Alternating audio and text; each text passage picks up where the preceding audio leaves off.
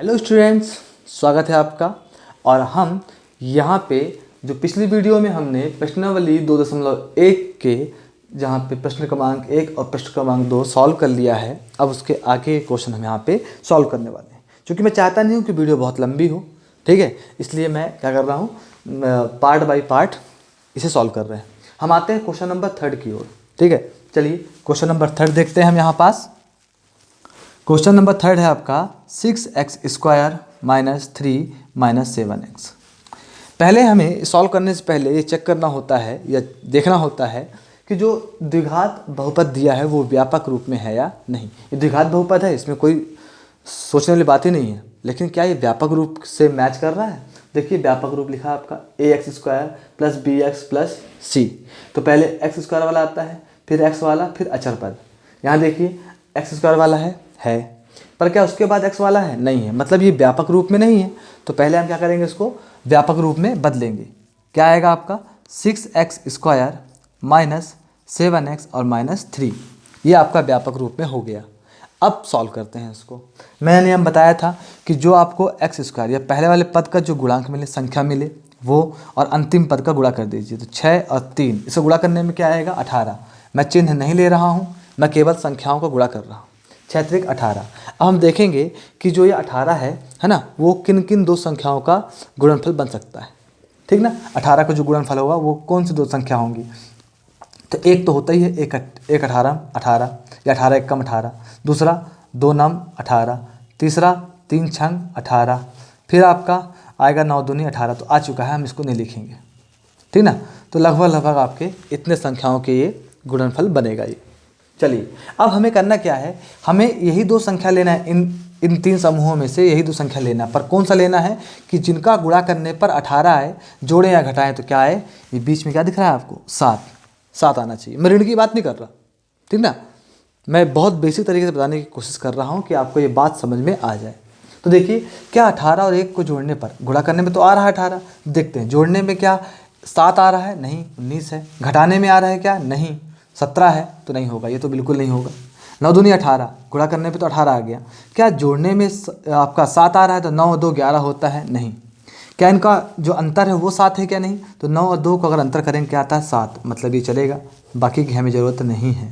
तो क्या लेंगे हम यहाँ पास 9 और 2 लेंगे। चलिए लिखते हैं इसको, कैसे करेंगे देखेंगे। 6x² माइनस बाहर निकाल दीजिए, मैं बार बार बोला हूँ। क्या घटाने पे आ रहा है 9 में से 2, तो हम पहले लिखेंगे यहाँ पास 9x ऋण 2x। तो 9 में 2 घटाने पे 7 आता है, धन का आएगा, अब बाहर के ऋण से गुणा हो जाएगा तो ऋण का 7 हो जाएगा। यहाँ पे ऋण 3 ओपन करेंगे तो हो जाएगा आपका ये 6x² माइनस का 9x plus minus minus minus minus plus 2x, sorry 2 हो जाएगा ये आपका ये, और यहाँ पे माइनस का 3। इन दोनों एक पद ये बन गया, एक पद ये बन गया। अगर इन दोनों में देखें तो x उभयनिष्ठ है, हाँ ये दोनों आते हैं 3 के पहाड़े में, तो 3 भी आपका इसमें क्या आ गया, उभयनिष्ठ गुणनखंड के तौर पे आ गया। तो यहाँ क्या बचा 3 दूनी 6, अगर 3 का पहाड़ा 2 बार पढ़ते हैं 6 आ जाता है, और एक x निकल चुका है, इसलिए यहाँ पे हम एक x लिख देते हैं। यहाँ से जब हम इस 9 के गुणनखंड में से 3 निकाल दिए, कितना बचा 3 त्रिकाई 9, मतलब 3 का पहाड़ा यदि हम 3 बार पढ़ेंगे तो हमें यहाँ पे 3 मिल जाएगा, और x निकल चुका है इसलिए हम यहाँ पे ब्रैकेट लगा देते हैं, ठीक है, कोई दिक्कत नहीं। चलिए अब अगला नियम क्या है, यहाँ पे चिन्ह देखेंगे। चिन्ह क्या है यहाँ पास, धन का है, तो हम धन चिन्ह निकाल दिए। अब बता चुका हूँ कि धन चिन्ह निकालने पर या पॉजिटिव साइन निकालने पर किसी प्रकार के साइन में चेंजेस नहीं होगा।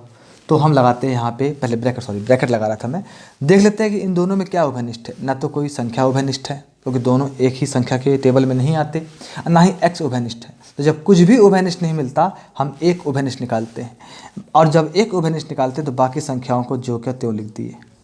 देख लीजिए धन निकालने पर मैंने इन दोनों में से किसी का चिन्ह नहीं बदला है, जबकि पिछले वाले क्वेश्चन में ऋण चिन्ह निकालने पर हमने उसकी संख्याओं को बदल दिया था। कारण क्या है कि हमें पिछला वाला मान सेम मिलना चाहिए। चलिए अब देखिए इन दोनों पदों में क्या उभयनिष्ठ है, तो देख पा रहे हैं 2x ऋण 3 2x ऋण 3 आपका उभयनिष्ठ है। तो हमने यहाँ से 2x ऋण 3 निकाल दिया, तो क्या बचा, जब 2x ऋण 3 यहाँ से निकाले तो क्या बचा हमारा 3x, और जब 2x ऋण 3 यहाँ से निकाल दिए बाहर तो क्या बचा +1। तो ये इस द्विघात बहुपद के क्या हो गए, गुणनखंड हो गए। अब निकालते हैं शून्यक, तो लिखेंगे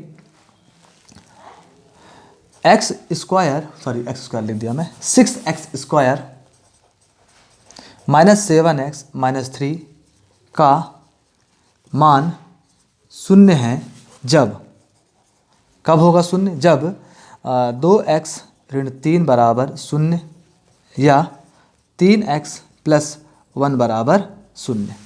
ठीक है, चलिए अब हम देख पा रहे हैं यहाँ पे ऋण का यहाँ पे आके धन का हो जाएगा, तो 2x बराबर 3 गुणा कर रहा है, यहाँ पे भाग करेगा तो x बराबर 3/2। यहाँ पे देखते हैं तो यहाँ पे प्लस का यहाँ पे आके माइनस हो जाएगा, तो 3x बराबर ऋण 1 गुणा कर रहा है, यहाँ पे आके भाग करेगा तो x बराबर ऋण 1/3। तो हमें यहाँ पे इसके शून्यक मिल गए। कौन कौन से? 3/2 और ऋण 1/3। तो लिख देते हैं यहाँ पास कि आता है 3/2 तथा ऋण 1/3 6x² माइनस 7x माइनस 3 के शून्यक हैं। चलिए, तो हमें शून्यक मिल गया, बड़ा ही आसान था ये, है ना। बार बार हम उसी मेथड का अप्लाई कर रहे हैं। अब निकालते हैं क्या? संबंध। तो हम पहले लिख लेते हैं यहाँ पास क्या, हमारे पास जो द्विघात बहुपद है वो 6x² माइनस 7x माइनस 3 है, जहाँ पे x² का गुणांक आपका 6 है, x का गुणांक आपका यहाँ पास ऋण 7 है और अचर पद आपका यहाँ पे ऋण 3 है। ठीक है, अब हम यहाँ पे क्या कर रहे हैं, इनका संबंध निकालेंगे। शून्यकों का योगफल, शून्यकों का योगफल। तो शून्यकों का योगफल क्या होगा, देख पा रहे हैं यहाँ पास 3/2 प्लस माइनस 1/3। तो इनका हम निकालेंगे लघुत्तम समापवर्त, तो 6 आ जाएगा, 2 तिहाई 6, 3 त्रिकाई 9, प्लस माइनस माइनस 3 दूनी 6, यहाँ आ गया 2। तो अगर हम 9 में से 2 घटाएं तो क्या आएगा? 7 आएगा, यहाँ क्या आ जाएगा? 6 आ जाएगा। ठीक है, और हम अगर इसको थोड़ा सा बदलें किस प्रकार से कि ऊपर आता है x का गुणांक, नीचे आता है x² गुणांक, तो क्या है? ऋण 7 है, हम इसे ऋण 7 बनाने की कोशिश करेंगे। तो हो जाएगा आपका ये ऋण 7 और बटे 6। अब देखिए ये मैच कर रहा है किससे? x का गुणांक अब बटे x² का गुणांक। हमने ऋण क्यों लगाया? ताकि ये दोनों क्या हो जाए? मैच हो जाए। देखिए यहाँ पे अगर आप x का गुणांक लिखेंगे तो ऋण 7 है, तो ऋण 7 और ऋण 7 क्या हो जाएगा? आपका धन का 7, इसलिए ऐसे लिख दिया हमने। और x² का गुणांक क्या है? 6 है, तो यहाँ पे 6 आ गया। ठीक है, चलिए अब निकालते हैं शून्यकों का गुणनफल। शून्यकों का गुणनफल, शून्यकों का गुणनफल क्या होगा भाई? 2/3 अगुणे ऋण 1/3। ठीक है, अगर आप देखेंगे तो यहाँ से ये 2/3 लिख दिया मैं, यहाँ पे 3/2 है, तो यहाँ से 3 से 3 कट जाएगा, गुणा करने में क्या आएगा? ऋण 1/2। ठीक है, ऋण 1/2। अब देखेंगे थोड़ा सा, शून्यकों का जो गुणनफल है वो किसके बराबर होता है? अचर पद। अचर पद क्या है आपका यहाँ पास? ऋण 3 है, तो हम लिखते हैं यहाँ पे ऋण 3। और आपका जो कह सकते हैं कि नीचे क्या आता है? x² गुणांक, वो हो गया आपका 6। अगर आप इसको हल करेंगे तो क्या पाएंगे?